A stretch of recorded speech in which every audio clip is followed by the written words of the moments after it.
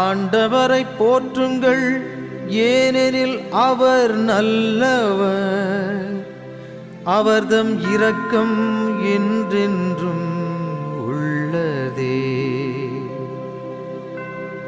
பிதாவும் சுதனும் தூய ஆவியும் புகழும் ஒன்றாய் பெருக.